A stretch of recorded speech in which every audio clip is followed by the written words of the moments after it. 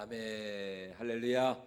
예, 오늘도 이렇게 여러분 보십시오. 아무리 정말 끝날 것 같지 않은 폭염도 어떻게 됩니까? 결국 입추가 지나니까 꺾이잖아요. 여러분 참 이거를 보면은 정말 우리 하나님의 그 자연의 섭리와 하나님의 정말 주권, 또 하나님의 그 창조 세계의 질서가 참 얼마나 참 오묘한가. 이거를 볼 때마다 우리가 무엇을 깨달아야 됩니까? 야, 정말 아무리 정말 끝날 것 같지 않은 정말 그 어떤 그 고통, 그 고난도 참 고난 가운데 있을 때는 그 고난이 천년만년 계속될 것 같지만 그렇지 않습니다. 다 하나님의 뭐가 있어요? 뭐가 있다고요? 예, 하나님의 섭리가 있고 또 하나님의 뭐가 있다?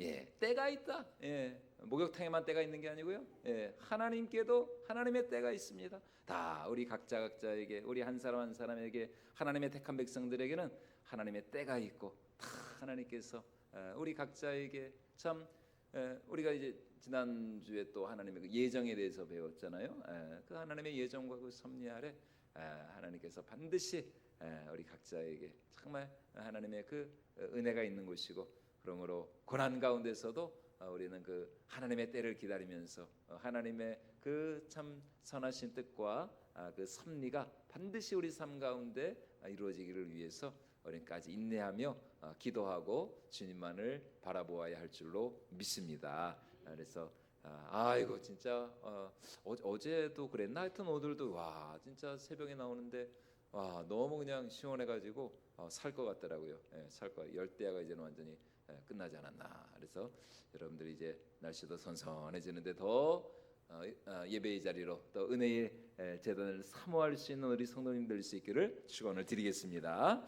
자, 오늘 우리가 읽은 이 출애굽기 34장 말씀에서 하나님은 모세에게 두 번째로 돌판을 주십니다. 그러니까 원래 하나님께서 처음에 그 시내산에서 첫 그 십계명을 친히 기록하신 그 돌판을 주셨거든요. 그런데 이스라엘 백성들의 그 불신앙, 그들의 우상 숭배로 말미암아 그 첫 번째 돌판이 깨져버리고 말았습니다. 그들 하나님의 율법을 받기 위해 시내산에 올랐던 모세가 늦게 내려온다는 이유로 이거 저 모세는 어떻게 됐는지 모르겠다.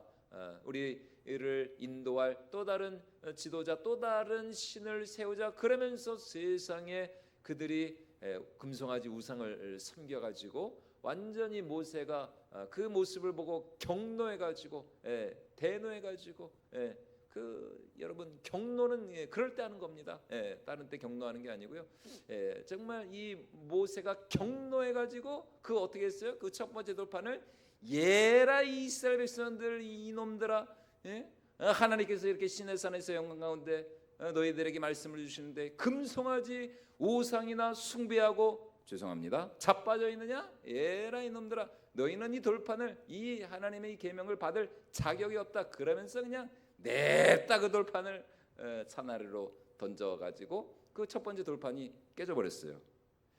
자, 하나님은 그런 이스라엘을 또 하나님께서 진노하여서 멸하려 하셨지만 그래도 또 이 중보자 이 모세의 그 정말 간절한 그 호소와 중보로 말미암아 하나님께서 뜻을 돌이키셨습니다. 그리고 이제 하나님은 당신의 이 언약과 약속에 대한 징표로 이제 그 깨어진 돌판을 대신할 두 번째 돌판을 이스라엘에게 주려 하시는 것이죠. 자, 우리 34장 1절 말씀 우리 같이 한번 읽어보도록 하겠습니다. 여호와께서 모세에게 이르시되 너는 돌판 둘을 처음 것과 같이 다듬어 만들라. 내가 깨뜨린 처음 판에 있던 말을 내가 그 판에 쓰리니. 예, 하나님은 처음과 마찬가지로 이번에도 자신의 언약과 율법의 말씀을 이 돌판에다가 기록해 주시겠다 이렇게 말씀을 하고 있습니다. 하나님의 계명을 돌판에다 기록했다는 것은 그만큼 이 하나님과 이스라엘 백성들 사이에 맺어진 이 언약, 이 약속의 말씀은 변치 않는 하나님의 그 신실하심을 보여준다라는 뜻을 가지고 있습니다. 그만큼 하나님과 백성 사이의 이 언약이 이 변치 않는 이 돌과 같이, 돌판과 같이 아주 견고하고 변할 수 없는 영원 불변한 언약임을 상징하는 것이요. 그런데 첫 번째 돌판이 어떻게 됐다고요? 이스라엘의 그 불신앙 우상 숭배 그들의 완악함으로 말미암아 깨져버리고 말았어요. 다시 말해 이스라엘 백성들의 그 죄악된 마음, 그들의 그 완악한 마음은 이 돌보다도 더 단단한 것이었습니다. 그 마음이 어찌나 단단하고 완악한지 하나님의 변치 않는 이 율법의 말씀조차도, 그러니까 하나님의 그 율법 계명을 기록한 그 율법의 그 돌판이 어떻게 되는 거예요? 이스라엘 백성들의 우상 숭배와 범죄로 말미암아 깨져버리고 말았던 것입니다. 예. 그러니까 하나님의 율법이 이스라엘 백성들의 죄 때문에 박살이 나 버리고 말았다는 것입니다. 그리고 이것이 의미하는 것이 뭐냐? 하나님이 이스라엘 백성들에게 주신 첫 번째 돌판이 깨졌다는 것은 두 번째, 세 번째, 네 번째 돌판도 얼마든지 깨질 수가 있다는 것입니다. 얼마든지 깨질 수가 있다는 것이요.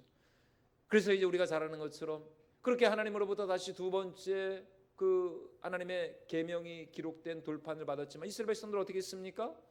가나안 땅에 들어가서 얼마 지나지 않아서 그들은 가나안의 우상, 그 이방 바알과 아세라 그 우상들을 섬기면서 결국 참 그 율법이 무색하게 그들이 하나님 앞에 범죄하고 타락하고 얼마나 부패하고 말았습니까? 그것은 바로 돌판에 새겨진 이 율법의 한계를 우리에게 보여주고 있는 것입니다. 율법의 한계. 하나님은 분명히 그 율법을 통해서 이스라엘 백성들과, 그래서 그 신명기 언약 아닙니까? 너희가 이 말씀에 순종하고 신실하고 나를 잘 섬기면 반드시 너희가 형통하고 복을 받게 될 것이다. 분명히 하나님은 신명기 그 언약을 통해서 이스라엘 백성들과 약속하셨거든요. 그런데 그 아무리 그들에게 그 율법이 주어졌지만 이스라엘 백성들은 그 율법을 지키는데 실패하고 말았다는 것입니다. 율법 자체는 물론 너무나 거룩하고 선하고 의롭고 아름다운 것이죠. 그런데 문제는 무엇이냐? 그 율법을 받은 우리가 그 율법을 지킬 무엇이 없다? 힘이 없다는 것입니다. 그 율법대로 살 능력이 우리에게는 없다라는 것이에요. 자, 우리 로마서 7장 12절 말씀 같이 한번 읽어보도록 하겠습니다. 이러보건대 율법은 거룩하고 계명도 거룩하고 의로우며 선하도다. 예, 이어지는 우리 7장 14절 말씀도 같이 한번 읽어보도록 하겠습니다. 우리가 율법은 신령한 줄 알거니와 나는 육신에 속하여 죄 아래에 팔렸도다. 다시 말해 율법에는 문제가 없어요. 율법에 뭐 어떤 흠결이 있다거나 약점이 있다거나 그렇지 않습니다.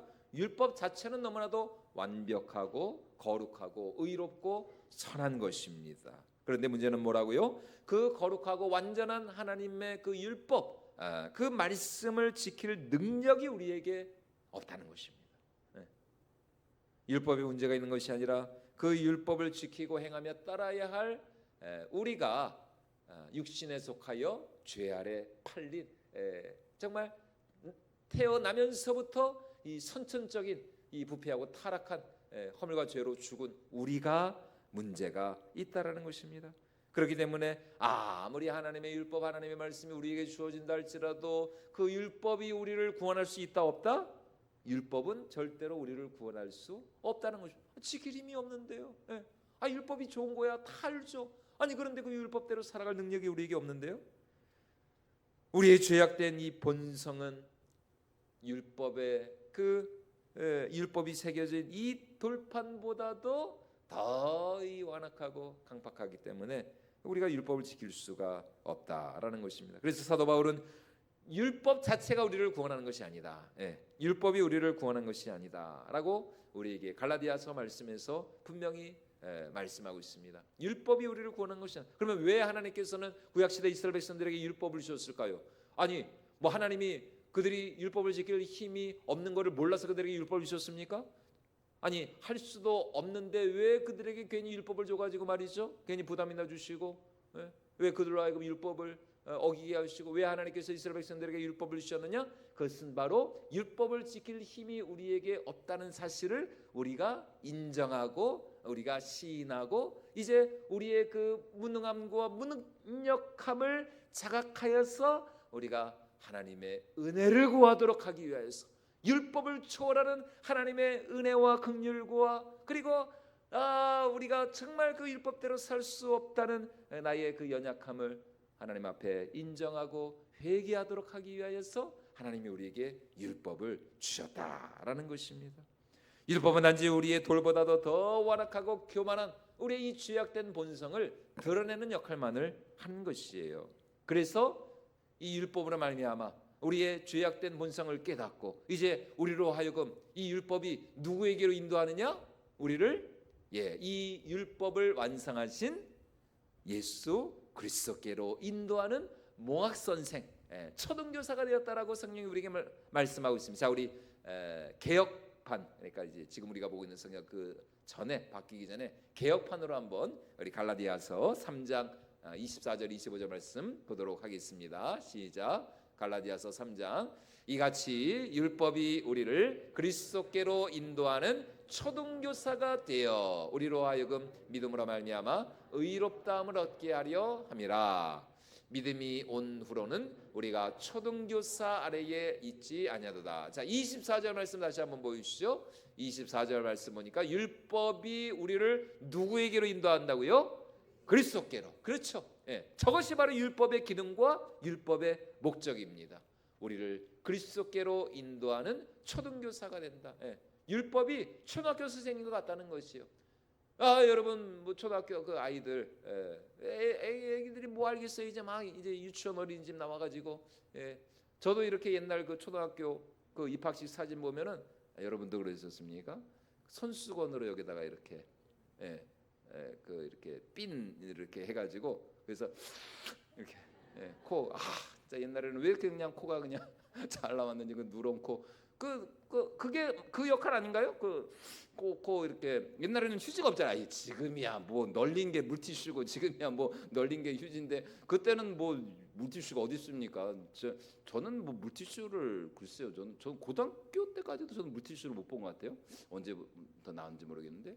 그러니까 그때는 이게 없으니까 손수건으로 그 이제 엄마가 꼭 하여튼 학교 가기 전에 맨 가슴에다가 그 손수건 이렇게 놔가지고 그래서 그 초등학교 애들 뭐를 합니까? 이제 막 유치원 이제 어린이집 나와가지고 거기 이제 초등학교 들어가가지고 이제 선생님들한테 이제 뭐 이렇게 수업 듣고 뭐 이렇게 질서 뭐 이렇게 줄 서고 또 번호 이렇게 부르고 그 초등학교 선생님들이 이제 그런 거 하는 거 아닙니까? 초등학교 그러니까 이제 나와야 이제 좀 이제 인간이 되는 것이죠. 초등학교 선생님들이 이제 그런 역할을 하는 것입니다. 그런데 이 하나님의 율법도 마찬가지라는 것입니다. 이 율법을 통해서 우리가 예수 그리스도께로 나아갈 그 은혜를 얻게 된다라는 것입니다. 하나님의 율법이 완전하고 거룩하고 성결한 이 율법의 말씀을 통해서 내가 하나님 앞에 얼마나 죽을 수밖에 없는 죄인인가. 내 힘으로는 절대로 이 말씀대로 살 수 없구나. 내가 나를 구원할 수 없구나. 나의 구원은 오직 이 율법을 진정으로 완성하시고 성취하신 예수 그리스도께 있구나. 이것을 우리가 인정하고 깨닫게 된다라는 것입니다. 그래서 이 율법이 우리를 하나님의 독생자 예수 그리스도께로 인도하여 그분만을 바라보고 의지하게 한다라는 것입니다. 그러므로 우리의 이 완악하고 교만하고 부패한 본성을 치유하시고 새롭게 하며 변화시키기 위하여서는 누가 오셔야 됐습니까? 내 힘으로는 율법을 지킬 수 없습니다. 그러나 이 율법을 진정으로 성취하시고 완성하신 예수 그리스도께서 오심으로 말미암아 이제 우리가 누구든지 그 예수를 믿고 의지하고 그분만을 바라보기만 하면 그의 이름을 부르기만 하면은 내 죄는 다 예수님에게로 전가되는 것이고 예수님의 그 의와 거룩과 그분의 그 공의와 그 영광과 생명이 나에게로 전가됨으로 말미암아 우리가 그 예수 그리스도 안에서 참된 구원과 생명을 누릴 수가 있는 것입니다. 예수님이 오셔서 우리를 위하여서 그러니까 우리는 그냥 예수님을 생각할 때 예수님께서 십자가에 못 박혀 죽으시고 부활하셨다. 물론 이제 그리스도의 십자가 가장 중요하죠. 그러나 십자가에 못 박히시기 전 그분의 33년간의 그분의 삶을 통하여서 예수님은 이 율법의 모든 요구를 다 만족해 하셨거든요. 그러니까 예수님의 십자가 그 죽음은 말할 것도 없고 또 예수님의 그 거룩하고 온전한 그분의 생애, 그분의 삶이 또 우리를 하나님 앞에 거룩하고 완전한, 그러니까 하나님이 우리를 보실 때는 우리를 단순히 그냥 죄가 없는 무죄한 그런 백지 상태로 우리를 보시는 것이 아니라 예수님께서 이 지상에 사시면서 그분이 완성하신 그 율법의 모든 그 의가 나의 의가 되는 것입니다. 그러니까 우리는 단순히 예수님 안에서 무죄한 사람이 되는 것뿐만이 아니고, 만약 내가 무죄한 사람이 됐다, 여러분 죄가 없다고만 해서 하나님 앞에 설 수 있는 것이 아닙니다. 죄가 없어야 되는 것은 말할 것도 없고 또 하나님이 우리에게 요구하시는 그 율법의 그 거룩함과 의로움이 또 우리에게 충족이 돼야 되거든요. 그런데 여러분 우리가 그 율법을 어찌 지킬 수가 있습니까? 그런데 예수님께서 그 율법을 완성하시고 성취하심으로 말미암아 그 예수님의 그 십자가 보혈과 또 그분의 그 거룩한 그 삶이 이제 나의 것이 되어서 이제 하나님께서는 우리를 예수님처럼 모시고 정말 예수님처럼 우리가 율법을 다 완성하신 것으로 그렇게 우리를 받으시고 인정하시고 그렇게 우리를 거룩하다, 의롭다 칭해 주셨다라는 것입니다. 이것이 이제 칭이라는 것이에요.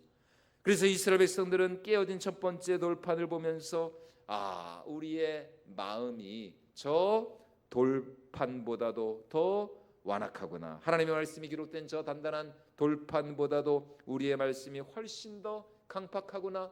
우리의 이 완고한 마음을 과연 무엇으로 고칠 수가 있을 것인가. 이제 이것을 고민하면서 하나님 앞에 나아가야 했다라는 것입니다. 그러므로 하나님이 주시는 구원의 은혜를 받기 위해서는 먼저 우리가 무엇을 알아야 돼요? 내 힘으로는 하나님의 율법을 지킬 수 없습니다. 내 마음이 너무 좀 완악하고 교만하고 부패합니다. 저 돌보다도 저 금강석보다도 저의 죄악이 더 참 완악하고 교만합니다. 이것을 우리가 깨달을 수가 있어야 한다는 것입니다. 하나님의 율법이 기록된 그 돌판과 내가 부딪힐 때 얼핏 생각하면은 내가 깨질 것 같지 않습니까? 그 돌이 얼마나 그 하나님의 그 십계명이 기록된 그 돌이 얼마나 단단하겠어요. 그런데 내가 깨지는 것이 아니라 오히려 하나님의 율법이 기록된 그 돌판이 깨져버렸다는 것입니다. 그만큼 이제 우리의 마음이 강박하다는 것이에요. 그러므로 여러분 우리의 이 완악하고 교만한 마음, 부패한 본성이 살과 같이 부드러운 어린아이와 같이 부드러운 마음으로 변화되기 위해서는 누가 오셔야 되느냐? 오직 하나님의 성령께서 정말 우리 심령 가운데 오셔서 우리의 마음을 어루만져 주시고 우리의 마음을 주물러 주시고 정말 우리에게 살과 같이 부드러운 마음으로 우리에게 정말 이 착하고 좋은 마음을 주셔야 한다는 것입니다. 그래서 성령 하나님은 언제나 우리의 이 눈에 보이는 겉사람이 아니라 성령 하나님은 날마다 우리의 속사람, 우리의 마음을 새롭게 변화시키는 하나님의 능력이라는 것입니다. 그래서 진리의 영이신 성령 하나님께서 당신의 말씀과 함께 친히 우리 가운데 역사하셔서 우리의 마음을 날마다 이렇게 어루만져 주시는, 우리의 상한 심령을 고치시고 우리 가운데 있는 어둠을 몰아내 주시고 우리의 그 잘못된 생각을 날마다 성령 하나님께서 진리로 교정하시고 고쳐주시고 바로잡아주시고 하나님의 그 뜻을 온전히 분별할 수 있는 영적인 지각과 지혜와 분별력을 누가 주신다고요? 성령 하나님께서 우리에게 주신다라는 것입니다. 그래서 우리가 날마다 성령을 사모해야 할 이유는 성령으로 우리가 날마다 충만해져야 하나님의 뜻을 우리가 바로 이제 분별할 수가 있기 때문인 것입니다. 진리의 영이신 성령 하나님께서 당신의 말씀과 함께 우리 가운데 임하셔서 우리의 모나고 또 어그러지고 깨어진 이 마음을 착하고 좋은 마음으로 살과 같이 부드러운 마음으로, 그래서 예수님께서도 그 마태복음 13장에서 그 말씀의 그 비유를 하실 때에 그 네 가지 밭이 있다 그랬잖아요. 첫 번째 밭은 어떤 밭이었습니까? 그 농부가 씨를 뿌려 나가는데 길가와 같은 마음밭. 길가 얼마나 딱딱하고 여러분 아무리 콘크리트 시멘트 바닥에다가 씨를 뿌려도 여러분 그게 무슨 소용이 있습니까? 누가 와서 먹어버린다고요? 새가 와서 다 먹어버린다 그러지 않습니까? 그러니까 우리의 마음이 예수님을 믿기 전 우리의 마음이 원래는 어떤 마음과 같았다는 거예요? 길가와 같은 마음만. 예수님을 믿지 않는 모든 불신자들의 마음은 길가와 같은 마음. 길가와. 그런데 계속해서 그런 마음 가운데 하나님의 씨가 뿌려질 때 길가와 같은 마음이 이제 변하여서 차츰차츰 변하여서 그 다음에는 어떤 마음이 된다고요? 돌짝밭과 같이. 돌짝밭과 같이. 왜냐하면 성령 하나님께서 그 말씀과 함께 계속해서 우리의 마음을 기경하시거든요.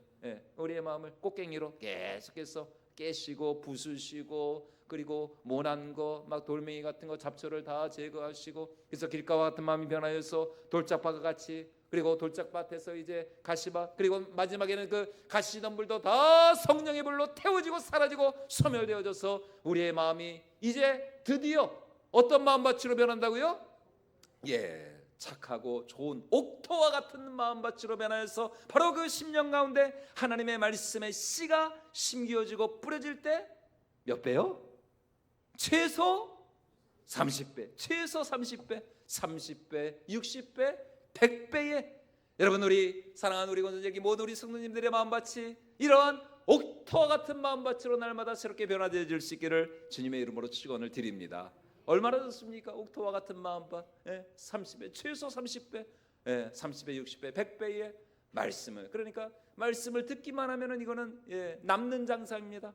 말씀을 듣기만 하면은 30배, 60배, 100배의 풍성한 생명과 구원의 열매를 맺으니 얼마나 그러니까 우리가 기도해야 될 건 다른 것이 아닙니다. 하나님 날마다 내 마음을 기경하여 주시옵소서.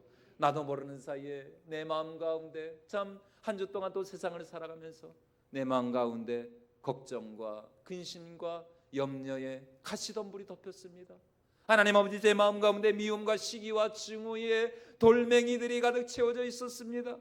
하나님 아버지 이 세상 살아가다 보니까 여러분 정말 기도 안 하고 말씀 안 보고 예배 안 드리면은 어쩔 수 없이 옥토와 같은 마음밭토가 아닙니다. 마음밭도 발음을 잘해야지. 마음밭도 여러분 예배 안 드리고 기도 안 하고 말씀 안 들으면 금방 그냥 막 이렇게 저도 이렇게 왔다 갔다 하면서 청소합니다. 저도 우리 성도님들 이제 수요일마다 이렇게 청소를 잘해 주셔서 너무 감사한데 저도 여기 교회 앞에 거기 도로 저 청소해요. 야 그런데 세상에 지난주에는 이런 얘기 해도 되나 모르겠는데 누가 세상에 개똥을 비닐봉다리에다가 그냥 우리 쓰레기봉투 항상 있잖아요. 거기다가 있잖아요. 거기 그 옆에다가 그거를 그냥 놓고 가셔가지고 이게 뭔가 냄새를 맡는. 진짜 아니 넣으려면 그 쓰레기봉투 안에도 넣으시지 그거를 또 왜 그 옆에다 놔가지고 검은 봉다리에다가 이거 참 별사람 다 있다. 그래도 여러분 그래도 우리는 감사해야 됩니다. 그렇게 해서라도 교회 마당이라도 밟아야 됩니다. 이제 그럼 그분 반드시 이제 예수님 믿을 겁니다. 그분은 반드시 예수님이 반드시 그분은 끝까지 하여튼 찾아가셔서 그분은 반드시 그래서 이제 근데 여러분 하루 이틀 뭐 한 달 두 달 이렇게 청소 안 하고 그냥 가만히 내버려 두십시오. 어떻게 됩니까? 뭐 우리 집도 그렇고 뭐 이런 밭이나 논도 그렇고 뭐 한 달 두 달 관리 안 하면은 금방 그냥 가시덤불 그냥 잡초 덮이고 이게 완전히 망가지는 거거든요. 여러분 우리 마음밭도 마찬가지입니다. 얼마나 이 세상 살아가면서 우리 마음이 다치고 상하고 여러 가지 염려와 근심 걱정과 여러분 염려가 근심이 없으면 얼마나 좋겠어요. 근데 없을 수가 없잖아요. 이제 그런 것들이 우리 마음을 짓누르고 그것이 이제 돌멩이가 되고 그것이 가시가 되고 잡초가 되고 그것이 정말 그래서 결국 나중에 가다 보면은 그냥 딱딱하게 우리 마음이 굳어져 버리는 거 아닙니까? 그러니까 날마다 우리가 하나님의 이 말씀으로 하나님의 성령께서 우리의 마음밭을 기경하시고 그리고 엎으시고 가르시고 또 이 가시덤불을 다 치워주시고 돌멩이 다 솎아내고 그래야 우리가 항상 옥토와 같은 마음밭으로 주의 말씀을 받을 때에 30배, 60배, 100배의 아름답고 풍성한 열매를 맺게 될 줄로 믿습니다. 그래서 이제 후반기가 시작이 되는데 여러분 후반기에도 열심히 하여튼 새벽 예배 잘 나와주시고 새벽 예배가 하여튼 좀 줄었어요. 7, 8월 하여튼 저는 그래 이해는 됩니다. 아무래도 날이 너무 덥고 그래가지고 아이고 새벽에도 너무 열대야가 뭐 이거는 밤에도 30도니 뭐 이거는 잠을 잘 수가 없죠. 근데 이제 더위도 한벌 꺾이고 이제 기도하기 좋은 이제 계절이 이제 돌아오고 있습니다. 그래서 후반기에는 여러분들 좀 새벽 예배 잘 드려주시고 그래서 그렇게 계속해서 우리가 말씀을 가까이 하고 또 기도의 자리 또 은혜의 제단 앞으로 나갈 때에 성령 하나님께서 우리의 마음밭을 날마다 기영하여 주시고 옥토와 같은 마음밭 착하고 좋은 정말 살같이 부드러운 어린아이와 같은 마음밭으로 우리의 심령을 축복해 주실 줄로 믿습니다. 그런 이제 마음밭에 은혜의 단비가 내리고 또 말씀의 씨가 뿌려질 때에 정말 우리의 삶이 날마다 생명의 능력으로 충만한 삶이 될 줄로 믿습니다. 그래서 이제 밤에 예수님을 찾아온 니고데모에게 예수님이 말씀하신 게 그겁니다. 하나님의 성령께서 우리 가운데 역사하셔야만 우리가 거듭나고 변화받아서 구원에 이를 수 있다. 자, 우리 요한복음 3장 4절과 5절 말씀 같이 한번 읽어보도록 하겠습니다. 니고데모가 이르되 사람이 늙으면 어떻게 날 수 있사옵나이까? 두 번째 모태에 들어갔다가 날 수 있사옵나이까? 예수께서 대답하시되 진실로 진실로 내게 이르노니 사람이 물과 성령으로 나지 아니하면 하나님의 나라에 들어갈 수 없느니라. 네, 예수님 율법 얘기 전 안 하셨어요. 사람이 물과 율법으로 하나님 나라 들어갈 수 있다 이렇게 얘기 안 하셨습니다. 물과 성령으로 율법이 아닙니다. 성령입니다. 성령이 오셔야 된다는 거예요. 요한복음 그 다음 4장에서도 사마리아 여인과의 그 대화에서도 마찬가지 아니었습니까? 우리가 어떻게 하나님이 기뻐 받으시고 연락하시고 흠양하시는 참된 예배, 진정 하나님이 찾으시는 예배자가 될 수 있느냐?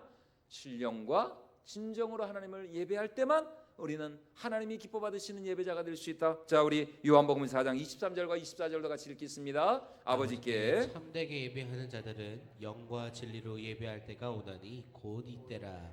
아버지께서는 자기에게 이렇게 예배하는 자들을 찾으시느니라. 하나님은 영이시니 예배하는 자가 영과 진리로 예배할지니라. 다시 말해 성령 하나님께서 당신의 말씀과 함께 그 말씀을 통하여 역사하실 때 바로 그것에 성령이 임재하시고 또 하나님의 임재가 있고 바로 그 예배가 하나님이 기뻐 받으시는 하나님이 연락하시는 참된 예배가 될 수 있다라는 것입니다. 그러므로 오늘 우리는 얼마나 성령 하나님을 사모하고 있는가?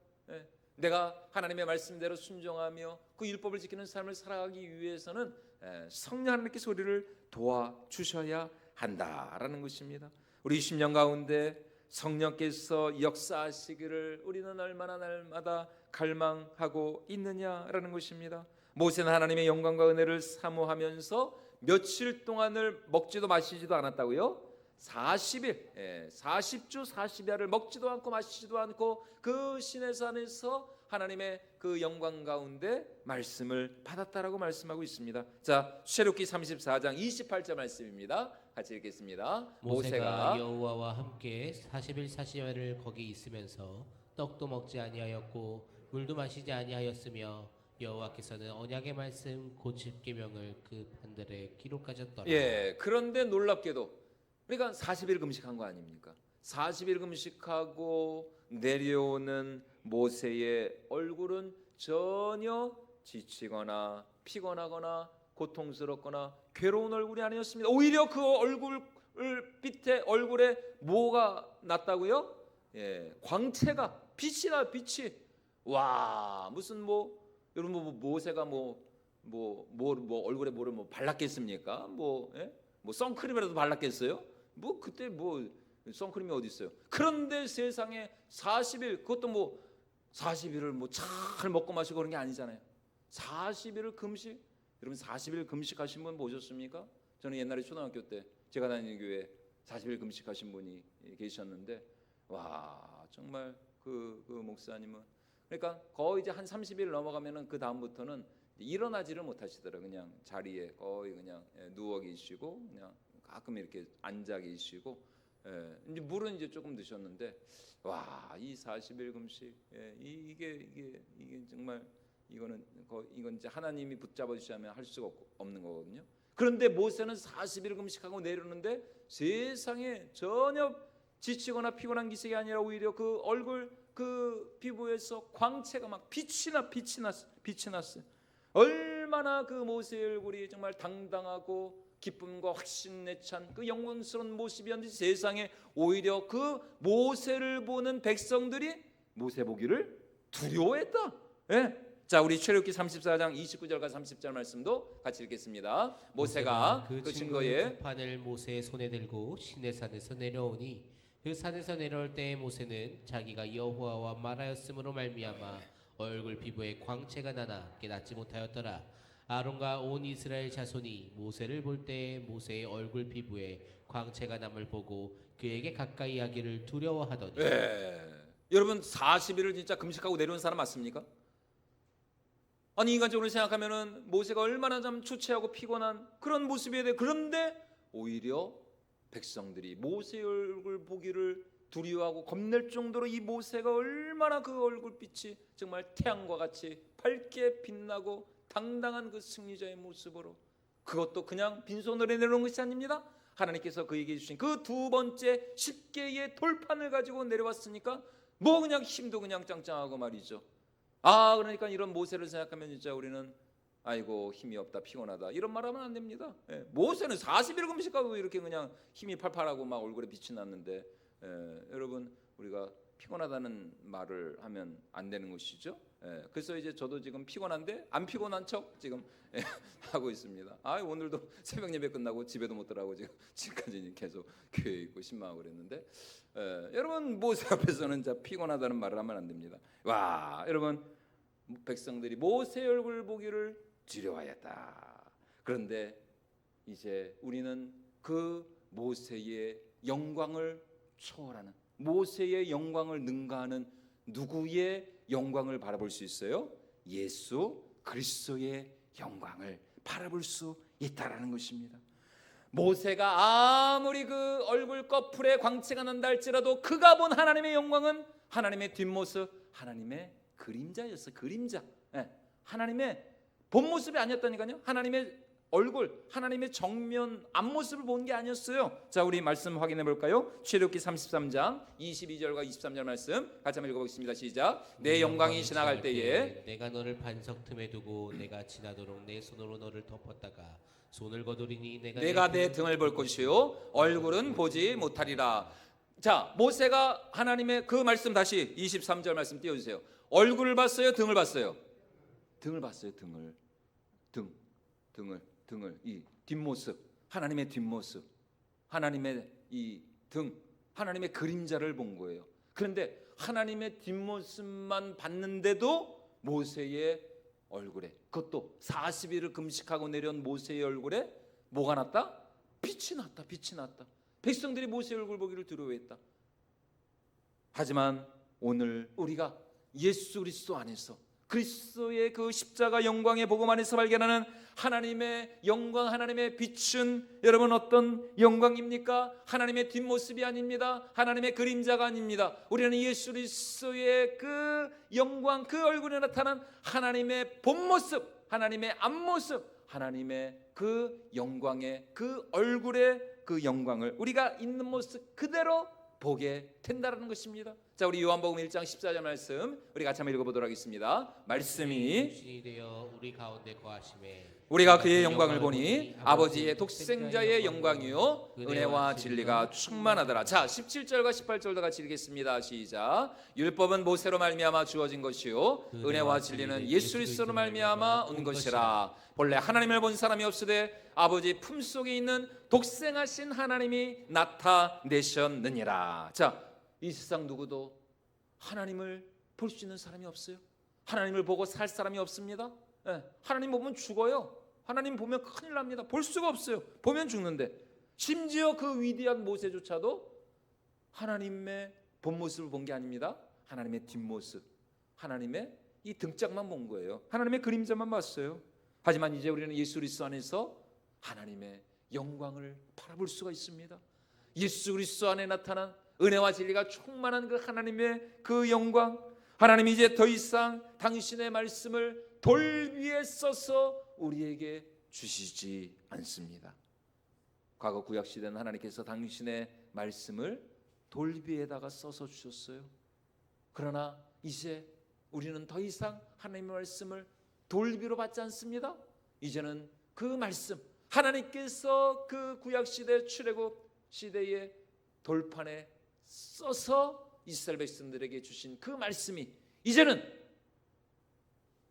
육신이 되어서 그 말씀이 친히 사람이 되셔서 2000년 전 저 베들레헴 유대 땅 그 마국간 그 구유유에서 갓난아기로, 그 말씀이 갓난아기가 되어서 우리와 같은 사람이 되어서 말씀이 육신이 되어 우리 가운데 오신 줄로 믿습니다. 여러분, 그 말씀, 육신이 되신 그 말씀으로 말미암아 여러분 우리가 하나님의 영광의 그 본체를 경험하고 체험하고 누릴 수가 있게 되었다는 것입니다. 와, 여러분, 이게 얼마나 놀라운 사실인가. 말씀이 육신이 되셨다니까요. 그 말씀 우리가 지킬 수 없어서 날마다 우리가 타락하고 범죄하고 하나님 앞에 영원한 형벌과 진노로 죽을 수밖에 없었는데, 그런 우리를 구하시고 살리시기 위하여서 그 말씀이 친히 2000년 전 저 유대 땅 베들레헴 마국간 구유에, 와, 이번 주에 그 킹 오브 킹스 그 영화를 봤어요. 제가 집사람과 같이 가가지고 이번 주면 끝난다 그러더라고요.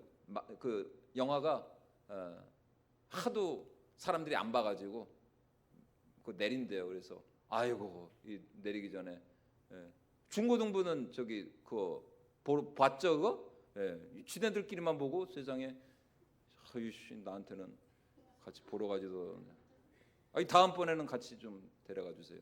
아, 그래가지고 그 이번 주에 끝난다 그래가지고 그냥 부랴부랴 어제 거의 그 보고 왔는데, 와, 진짜 물론 뭐 다 아는 얘기죠. 뭐 다 아는 얘기죠. 근데도 야, 그렇게 또 다시 그런 또 애니메이션을 통해서 보니까 와, 정말 또 다른 참 그 감동의 말이죠. 그 마리아와 요셉이 세상에 마리아가 그냥 배가 이렇게 푸럭 나와가지고 그냥 아기를 낳아야 되는데 아기를 낳을 데가 없어서 그냥 그 베들레헴 사람들 너무 그냥 매몰차게 그냥 방울세 그냥 가시오. 아이고, 그냥 문을 그냥 콱 닫고 그냥 들어버리고, 와, 너무 그냥 그 보는데 참 아유 마음이 이제 울컥하더라고요. 와, 마리아가 얼마나 힘들었을까. 마리아가, 아니 마리아가 뭔 죄예요? 마리아가 뭔 죄입니까? 그냥 근데 하나님이 그냥 그렇게 택하셔가지고, 와, 그래서 그냥 고생해가지고 그냥 그 냄새나는 마구간 그냥 구유유에, 와, 예수님이 그렇게 오셨는데 어찌나 참 그 장면에서 아마 우리 같이 본 집사람 몰랐을 겁니다. 제가 그 장면에서 눈물을 흘렸습니다. 제가 그렇게 눈물이 많은 사람이 아니거든요. 아, 근데 그거 보니까 참 눈물이 나오네. 야, 우리 예수님 참 이렇게 우리 때문에 참 이렇게 얼마든지 우리 예수님 저 로마 황제의 그 정말 왕족으로 오셨을 수도 있고 귀족으로 오셨을 수도 있고, 아니 세상에 온 세상의 창조주가 말이죠, 자신의 땅에 왔는데 아무도 예수님을 알아보거나 반겨주거나 맞이하는 사람이 없었어요. 그 사실을 생각하니까 세상 예수님이 나 때문에 저런 참 처음부터 참 저런 모진 고난과 고초를 받으셨구나. 와, 그 생각을 하는데 참 너무 마음이, 괜히 내가 더 참 예수님한테 죄송하고, 아, 정말 내가 예수님한테 더 잘해야 되겠구나. 그런 생각을. 여러분, 그 말씀이 그렇게 육신으로 이 땅에 오셔서 누구 때문에? 우리 때문에, 우리의 구원과 우리의 온전함과 우리의 거룩함을 위해서 예수님께서 그렇게 2000년 전에 이 땅에 오셔서 정말 그렇게 참 비참하게 그렇게 좀 태어나시고, 얼마나 비참해요 그렇게 세상에 그렇게 태어나신 게. 그리고 마지막에 그렇게 물과 피를 다 쏟으시고 십자가에 박혀 죽으시고 말이죠. 바로 우리의 구원과 의로움과 거룩함을 위해서 그 말씀이 친히 육신이 되어 이 땅에 오셔서 우리의 정말 빛나는 그 영광의 구원이 되어 주셨다라는 것입니다. 사랑하는 여러분, 그러므로 예수 그리스도의 얼굴에 나타난 이 하나님의 그 영광을 아는 빛이 날마다 우리 마음 가운데 비추어야 한다는 것입니다. 그래서 우리 마지막으로 우리 고린도후서 우리 4장 6절 말씀 같이 한번 읽도록 하겠습니다. 어두운 데에 빛이라 말씀하셨던 그 하나님께서 예수 그리스도의 얼굴에 있는 하나님의 영광을 아는 빛을 우리 마음에 비추셨느니라. 예, 하나님의 영광을 아는 빛을 우리 마음에 비추셨느니라. 여러분, 예수 그리스도로 말미암아 우리 심령 가운데 비추이는 이 하나님의 이 영광, 하나님의 이 생명과 진리의 빛이 날마다 우리 가운데 모든 어둠을 몰아내고 이 빛이 우리의 진정한 생명과 구원과 영광이 될 수 있기를 주님의 이름으로 축원을 드립니다. 여러분, 이 빛이 비추어야 우리가 사는 것입니다. 이 빛으로 모든 어두움, 모든 근심, 염려, 걱정 다 몰아내고 정말 이 빛이 가져다주는 그 기쁨과 그 감사와 그 찬양과 영광이 날마다 우리 삶 가운데 넘쳐나게 될 줄로 믿습니다. 그래서 우리 매일의 삶을 통해서 정말 이러한 하나님의 이 영광의 빛으로 우리의 삶을 하나님께서 인도해 주시고 또 비추어 주시고 이 영광의 빛이 우리의 교회와 또 우리 평생의 삶의 날마다 넘쳐날 수 있기를 주님의 이름으로 축원을 드립니다. 자, 우리 주께 가운데